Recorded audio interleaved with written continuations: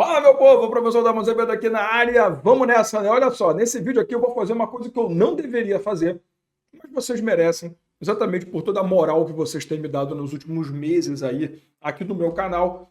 Eu vou fazer uma coisa que vai causar um probleminha com a galera do programa CSM MPRS e também com o pessoal do programa CSM Carreiras e outros programas que eu trabalho.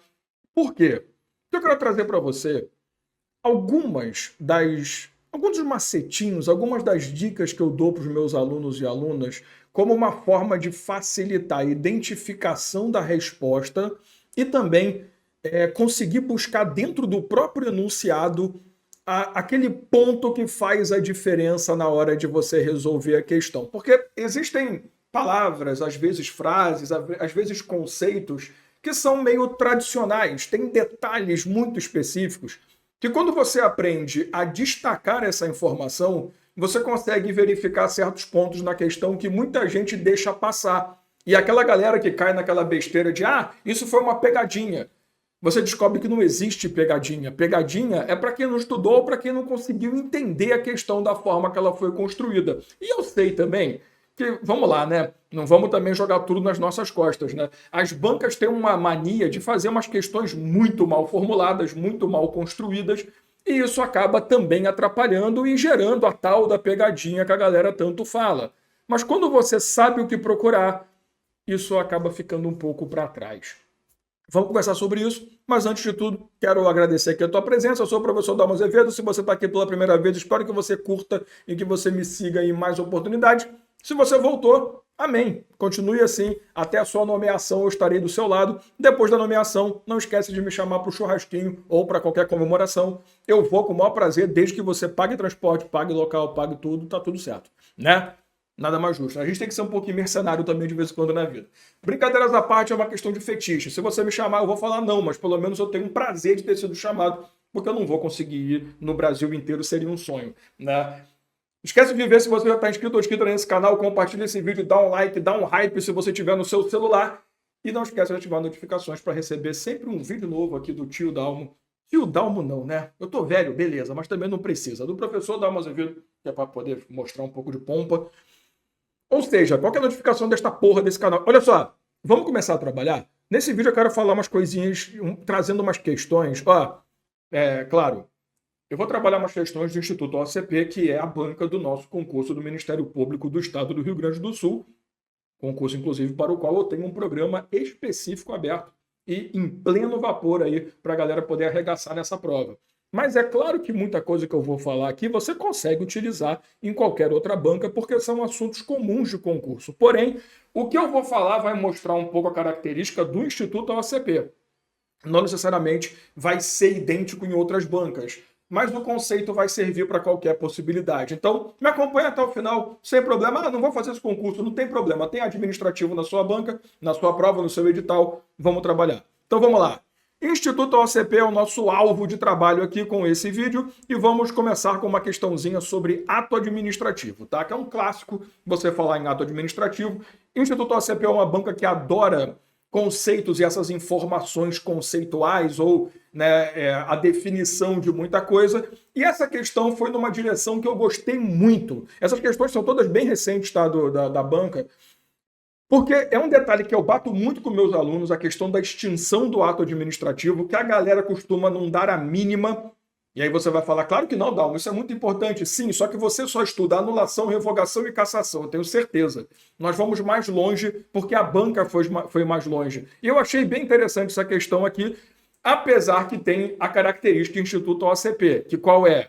Usa uma doutrina um pouco menos tradicional do que a gente está acostumado, e acaba trazendo algumas terminologias que não são convencionais. Mas tudo isso a gente se prepara. Uma vez publicado, o ato administrativo terá vigência e deverá ser cumprido em respeito ao atributo da presunção de legitimidade, até que ocorra formalmente o seu desfazimento. Obrigado pela introdução desnecessária, mas tudo bem. Em relação à extinção dos atos administrativos, informe se verdadeiro, por favor, coloca um V, eu achei que fosse F, mas beleza, ou falso F, o que se afirma seguir essa alternativa com a sequência correta. Vamos embora. A anulação, caracterizada pelo desfazimento do ato administrativo por razões de ilegalidade, produz, em regra, efeitos ex nunc. A primeira coisa que eu chamo a atenção aqui, ó, é essa palavrinha. É uma palavra que eu uso há muito tempo e toda vez que eu falo ela, a galera faz uma cara, porque é uma palavra feia, desfazimento, parece que nem existe, mas é a mesma coisa que extinção, convenhamos, né? Então, estudar extinção é estudar desfazimento, assim como estudar elementos é estudar requisitos, é a mesma porcaria, tá? Quando a gente estuda esses conceitos mais tradicionais, você aprende o quê? Anulação é porque você está diante de um ato administrativo ilegal. Revogação, você está diante de um ato administrativo legal, porém inconveniente ou inoportuno. E cassação, você está diante de um ato administrativo legal que depois de passar um tempo ele se tornou ilegal. Isso aqui é o tradicional. E normalmente você resolve 89% das questões, percentuais Dalmo de Azevedo, 80 e poucos por cento, 90% das questões só sabendo isso. Porém, a gente precisa um pouco mais longe, porque até aqui tá tudo bem. Anulação, é ilegalidade e tal, blá blá blá. Pô, beleza, bonito. O problema é que ele fala e produz em regra efeitos ex nunc. Galera, por mais que isso pareça idiota, e isso ajuda a lembrar. Quando você fala efeito ex nunc, você vê o N de nuca, né? Então toda vez que você bate na sua nuca, necessariamente, você vai com a cabeça para frente. Se você pensar no efeito contrário, melhor dizendo, que seria o ex-tunc, o T de testa, se você bate na sua testa, ele vai para trás. Você sabe melhor do que eu que a anulação não teria nem lógica se ela fosse efeito só dali para frente. Porque tudo que ficou para trás, então, está válido. Dali para frente, aquilo não interessa. Claro que não. Então, é óbvio que isso daí tem um efeito retroativo, ou seja, a sua cabeça tem que ir para trás. Você vai dar um tapa na sua testa. Então, obviamente, aqui está errado, porque não é efeito ex nunc, e sim efeito ex tunc, que é o retroativo. Tá? Então, provavelmente, você vai fazer a prova, vai ter uma galera se estapeando do seu lado, normal, eles estão apenas lembrando a diferença de ex tunc para ex nunc. Então, a primeira, falsa. Na contraposição, e aqui é a parte que eu amo, que aí a galera estuda comigo e fala, pô, tô estudando traço que nem cai aqui, porra. Você tem que tomar cuidado com a... Na verdade, o nome desse assunto aqui não é só extinção de ato, é retirada do ato administrativo, porque existem formas de retirada que você precisa estudar, como, por exemplo, a própria contraposição, a caducidade, a renúncia. Você lembra desses caras? Pois é. Quando você fala em renúncia, é que você está abrindo mão, tranquilamente. O falecimento do detentor do direito também é uma forma de extinção de ato administrativo. A questão de caducidade e contraposição, eles são meio que a mesma coisa. Você tem algo posterior que afeta a validade do ato atual. A diferença é que na caducidade, o que vem depois é uma lei. Na contraposição, é um ato com efeito contrário. Então, um exemplo tradicional de contraposição é a demissão do servidor público. Se você foi nomeado, você tem um ato de nomeação. Se você for demitido, você tem um ato de demissão. Eu não preciso falar na demissão, fica, né, extinto o ato de nomeação, porque é um ato posterior que contraria um ato anterior, desfaz os efeitos automaticamente. Então, eu não tenho que falar em revogação, muito menos em anulação, eu falo em contraposição. Então, contraposição é isso. É um ato posterior que afeta os efeitos do ato anterior por ser contrário a ele. E ele fala aqui, ó, na contraposição, a retirada, olha aqui, ó, se dá porque foi emitido o ato com fundamento em competência diversa, ou seja, com intenção de, não é competência de, pessoa diferente, não. Outra intenção. Nomeação, competência de provimento. Demissão, competência punitiva. Entende? Que gerou o ato anterior, mas cujos efeitos são contrapostos aos daqueles. Então você vê, na contraposição é um ato contra um ato. Se fosse uma lei contra o ato, então você tem um ato administrativo, vem uma lei posterior que afeta a validade do ato, você teria uma caducidade. Mas não, aqui é uma contraposição. Perfeito. E olha que texto complicadinho que eles usam, né? São as doutrinas que o Instituto OACP gosta, faz parte. Na cessação, e aí você me pergunta, meu Deus, mas Dalmo, que cessação é essa? Porque esta porra dessa doutrina que a banca usa, tem galera que defende que cessação é a mesma coisa que cassação, tá? Porque você tinha um direito legal que passou o tempo, ele se tornou ilegal. Então cessou a validade do ato pelo decurso do tempo e pela falta de respeito à manutenção do ato válido. Inclusive ele fala, na cessação, a retirada se dá porque o destinatário descumpriu condições que deveriam permanecer atendidas a fim de poder continuar desfrutando da situação jurídica. Perfeito. O exemplo tradicional que eu uso é a questão do alvará de funcionamento de um restaurante. Se você não mantiver as condições de manutenção do alvará, é óbvio que ele vai ser cassado. A sua liberdade, a sua licença, a liberdade também já é demais, né?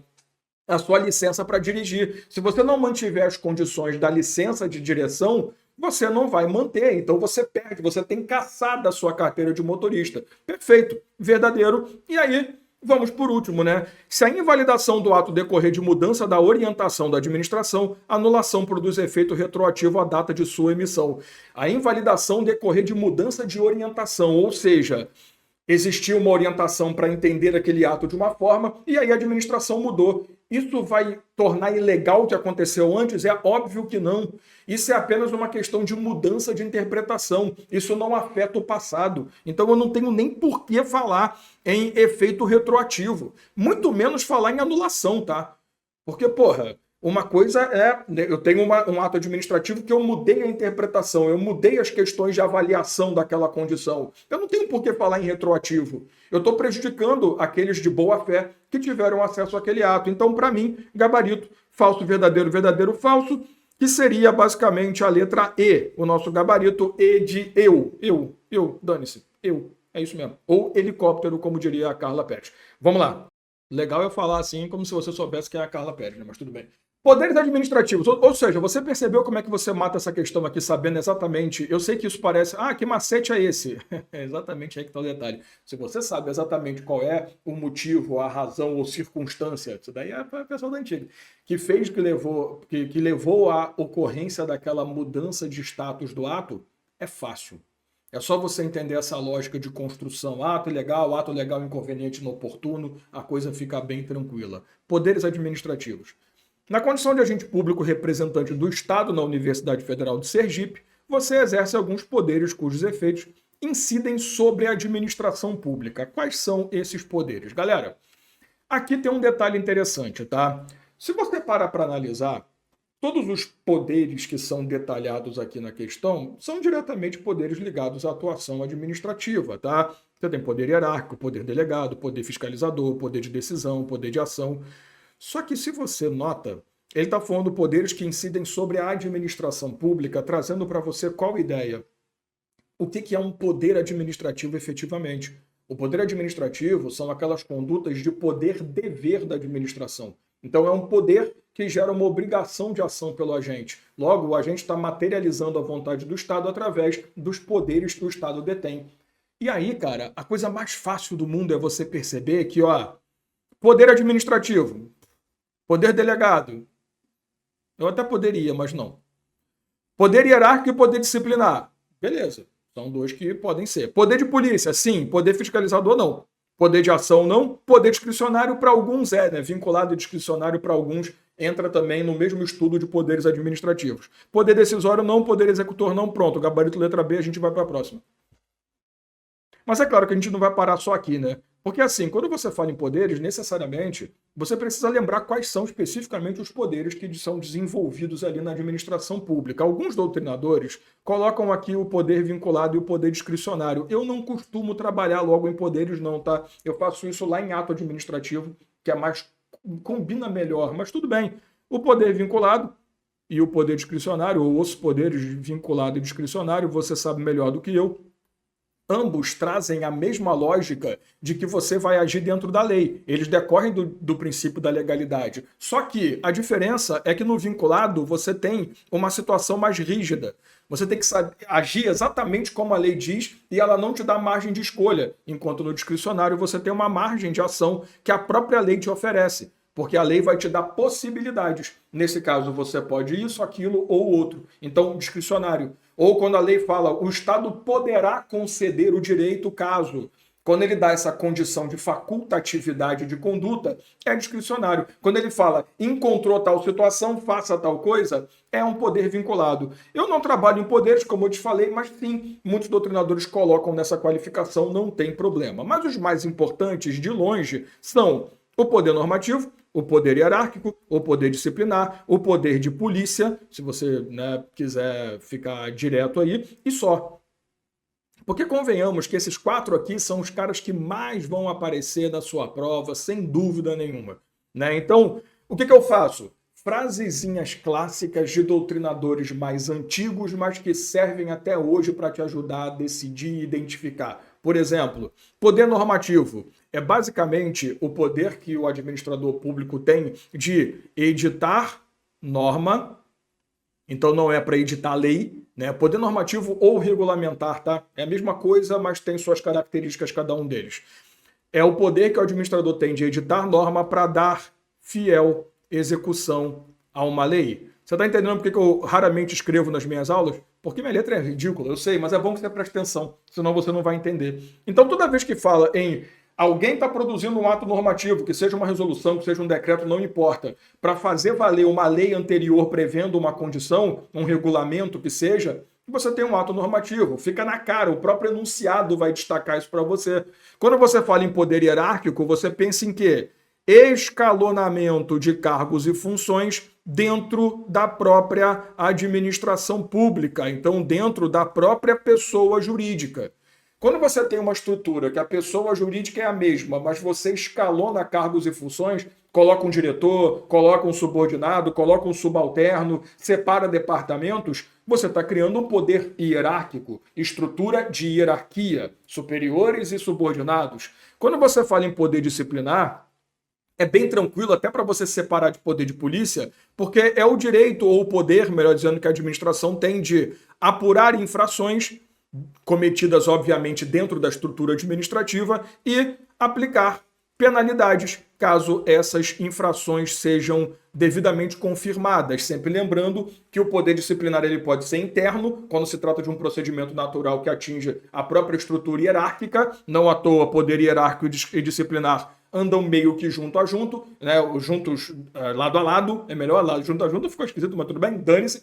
O poder disciplinar decorre do poder hierárquico naturalmente, mas não se esqueçam que existe o poder disciplinar externo, que ele está muito mais ligado à questão de contratos e vínculos, né? Então, quando o contrato prevê a punição pelo não cumprimento de uma cláusula, é poder disciplinar também, tá? Por quê? Porque o poder de polícia é o poder que o Estado tem de restringir ou limitar direitos particulares em nome do interesse público, tá? Porque lembre-se, eu não estou falando da polícia judiciária aqui, né? Em nome do interesse público. Eu não estou falando da polícia que prende, que investiga. Eu estou falando aqui da polícia que atua em nome da coletividade. Então, o poder de polícia é aquele que impede que você, numa via qualquer, dirija a mais de 60 por hora para proteger a saúde física das pessoas, a vida, a integridade física das pessoas.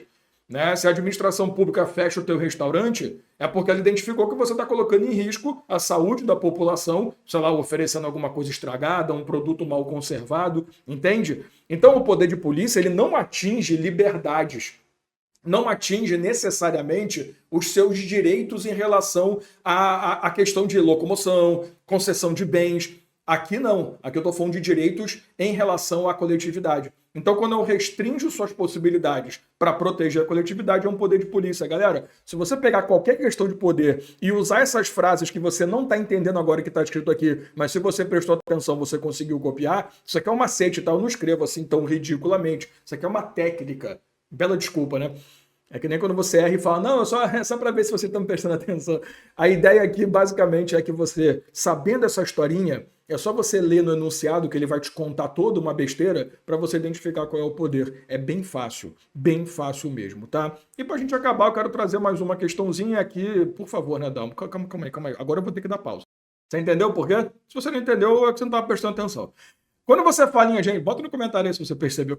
Quando você fala em agentes públicos necessariamente a gente tem que tomar cuidado com a classificação de agentes públicos, tá? E quando você fala em classificação de agentes, também tem a mesma jogadinha que eu estava falando antes. Aqui, o mesmo erro que eu corrigi que você não percebeu tá acontecendo de novo, eu não vou corrigir. Quando você fala em agente público, a gente tem que lembrar da classificação. O agente público, basicamente, a gente tem os agentes administrativos, os políticos e os particulares em colaboração. Agente administrativo, você vai ter estatutário, você vai ter o empregado público, né? Ou melhor, o servidor público, o empregado público, e você vai ter o detentor de uma função temporária. Quando você fala em agentes políticos, Você tem todas aquelas pessoas que têm direito de eleição e direito diretivo. E quando você fala em particular em colaboração, é toda aquela classificação do Eli Lopes Meirelles consagrada num grupo só. Então aqui você vai ter o honorífico, vai ter os agentes delegados, né? Então toda essa galera vai ficar aqui, né? Os agentes que vão agir em nome da administração pública, mas que não estão necessariamente agindo como parte integrante, porque não detêm um vínculo específico com o Estado que os faria agentes administrativos. Eu estou só dando uma passada, tá? Porque isso aqui, obviamente, é um assunto muito maior. Mas quando você sabe isso, qual é essa classificação, ainda mais essa mais moderna e seus conceitos, olha essa questão aqui. Os secretários e ministros de Estado podem ser apontados como responsáveis pela elaboração de diretrizes e decisões de governo, atuando no primeiro escalão em órgão de cúpula da administração pública. Ou seja, esses caras tomam decisões, esses caras têm um poder diretivo, eles definem certas coisas que vão conduzir a administração. Quem são esses caras? Agentes políticos, gabarito letra D, eu não vou nem conversar. Você mata isso fácil. E não, o jogo aqui não é responder rápido, é responder corretamente de forma objetiva, que acaba sendo responder rápido. Muita gente se preocupa com o tempo, né? Quando tá, poxa, não sei, eu fico meio perdido com o tempo. Cara, se você consegue identificar com facilidade no próprio enunciado o que ele quer, ou pelo menos a resposta mais fácil, você consegue matar aí as questões e não se preocupa com o tempo de jeito nenhum. Mas você entendeu o quanto que é importante. É por isso que eu bato muito nessa tecla. Não adianta você ficar memorizando. Eu sei de cabeça exatamente toda a classificação, tá? Mas tem aquelas palavrinhas, tem uns conceitos que nem sempre te passam quando querem que você só memorize. Porque, pô, legal, você tá... beleza, eu sei que tem um particular em colaboração. Se eu começo a detalhar agentes credenciados, tal, como é que você vai lidar com isso? Você sabe especificar cada um dos particulares em colaboração? Você consegue fazer esse apontamento? Você consegue justificar o porquê? Porque uma coisa é você memorizar o quadro. Particular de colaboração, credenciado, delegado. Isso é fácil. Agora, você consegue realmente entender o que está por trás de cada um e sem precisar ficar memorizando textos enormes, apenas sabendo os conceitos, as palavrinhas mágicas ou as frasezinhas que resolvem a sua vida. É assim que você tem que realmente estudar e é assim que o Instituto OACP gosta de montar as questões. Se você tem noção de contexto e de informação, cara, você brinca com essa banca. Essa banca ela tem essa característica de fazer umas questões um pouco mais trabalhadas, ela gosta de elaborar e acaba inventando demais. Só que se você domina o assunto através do contexto e do conhecimento real, essa banca aqui não derruba você de jeito nenhum. Então, estude direito, estude corretamente, entenda o sistema que você tem que desenvolver. Basta memorizar, é só ficar gravando o texto. Se você acha que isso funciona no Instituto OACP, boa sorte, que você faça uma boa prova. Tamo junto? Então é isso, comenta aí, fala aí o que você achou dessas observações. Claro que são macetinhos muito tranquilos, muito simples, blá blá blá, mas normalmente o simples é que faz a diferença. A gente não precisa ficar inventando, fazendo animação gráfica, criando mapa mental em 3D. Ai, pai, é tão simples. Basta a gente fazer o óbvio. Tamo junto? Meu povo, deixa seu comentário aí, fala o que você achou. Quer que eu traga isso em outras disciplinas também? Fale de constitucional, fale de outra coisa, tranquilo. E convido você a conhecer o programa CSM MPRS, estando ainda aberto, dependendo do momento que você assistir esse vídeo. Vai estar aqui na descrição do vídeo o link da minha página, vai estar lá na página o programa CSM MPRS. Se não tiver mais aberto, é porque a gente já percebeu que está muito em cima e não daria para fazer o planejamento corretamente, e eu não estou aqui para enganar ninguém, eu não sou esses cursinhos que falam que você consegue estudar tudo em uma semana, mas eu estou aqui com você para mostrar que eu tenho outras opções também, inclusive o programa CSM Carreiras, que é o meu programa mais completo de preparação. Basta você clicar, ver um videozinho ali, tem explicação também, tem a equipe de professores e professoras, e tem o meu suporte em todas as páginas. Só clicar, falar no WhatsApp, estamos à sua disposição para tirar todas as suas dúvidas, beleza? Beijo no coração, Feliz Natal, um ótimo ano novo, a gente se vê até 2030 se tudo correr bem.